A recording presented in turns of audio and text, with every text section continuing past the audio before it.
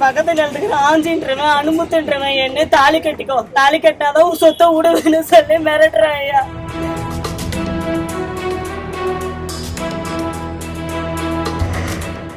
என் வீட்டுக்காரு எப்போ தரும் என் மூத்தரும் இறந்துட்டாரு. எனக்கு வந்து பங்குல நாங்கள் தேங்க மாதிரி வச்சு எல்லாத்தையும் வச்சு விவசாயம் பண்ணி ஆனால் இன்னைக்கு வந்து பக்கத்து நிலக்கட்டாரு வந்து அவங்க வந்து எனக்கு 20 வருஷம் கழிச்சு வந்து வாங்கினாங்க. இருந்தாலும் நான் தானே அனுபவிச்சிருக்கேன். இப்போ வந்து என் சொத்துல சேருது, எனக்கு வந்து 87 செட்டு சேருது, விட்டுட்டு போன்னு எனக்கு டார்ச்சர் பண்ணிருக்காங்க. அடிச்சுட்டாங்க, என் பிள்ளைகள்லாம் ஏற்றி வச்சுட்டாங்க. போன வாரம் போன திங்கட்கிழமை எஸ்பிளேட்டர் கம்ப்ளைண்ட் கொடுத்தேன். எந்த பொண்ணு போய் எச்சரிக்கை அழைச்சி வாயில் வாங்கி சொத்துன்னு வந்து மறுபடியும் ப்ரூஃப் வந்தால் தான் நான் நடவடிக்கை எடுப்பேன், ஆட்சி பண்ணுவேன், எஃப்ஐஆர் ஃபைல் பண்ணுவேன் அப்படின்னு சொல்லி இன்னொரு போலீஸ் அதிகாரிகள் சொல்லிட்டாங்க. எனக்கு நியாயமே கிடைக்கலங்க. எங்க போயிருக்கு நியாயம் அப்படி சொத்துக்குதான் கூப்பிட்டு போய் பாதகி அப்பதான் நான் உனக்கு எஃப்ஐஆர் ஃபைல் பண்ணுவேன்னு சொல்றாங்க. எங்ககிட்ட அவளை பார்த்தேன். நாங்கள் 4 மணி எடுத்து கத்தாரி காமராஜ் நகருங்க. இது வந்து 2.5 வருஷம் வந்து நடந்துட்டு காலையில சுப்பிரமணியங்க யாரும்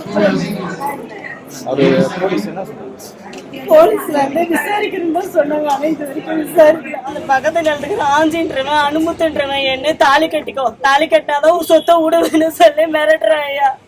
என் பொண்ணை என் பையனை எல்லாம் வந்து என்கிட்ட படுகன்னு சொல்லி மிரட்டுறான் ஐயா. எனக்கு கல்ல எடுத்து பாரு அடிச்சு காயப்படுத்திருக்கிறேன். பாரு கால் முட்டில கூட எனக்கு அடிபட்டிருக்குது. கேட்டா நீதான் உழுதுட்டு சொல்லி என் மேலே பழைய போடுறோம். போய் கேட்டா போய் சாட்சி கூடணும்னு சொல்றேன். ஆனா நான் வாழ்ற இடத்துல எந்த வீடும் கிடையாது. நான் என் சொந்த இடத்துலதான் நான் வாழ்ந்துருக்கிறாங்க. அக்கம் பக்கம் வீடுல. ஆனா டிடி ஆதாரம் என்கிட்ட. சரி, இது சம்பந்தமா காவல் நிலையத்துல கம்ப்ளைண்ட் கொடுத்தீங்களா?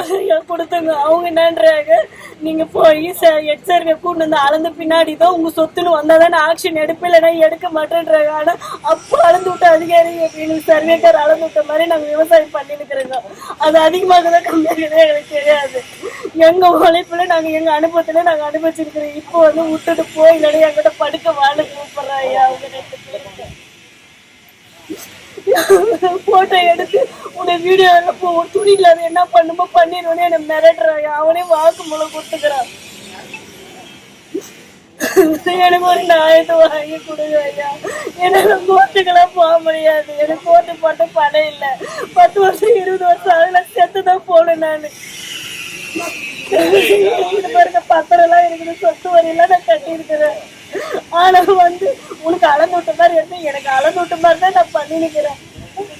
என் அனுபவத்துல என்னுடைய அனுபவத்துல இருக்கிற சொத்தை விட்டுரு எப்படி விட்டுறது? பிளே ஸ்டோர் மற்றும் ஆப் ஸ்டோரில் இருந்து பாலிமர் செயலியை QR கோடு மூலம் பதிவிறக்கம் செய்யுங்கள். செய்திகளை உடனுக்குடன் பெறுங்கள்.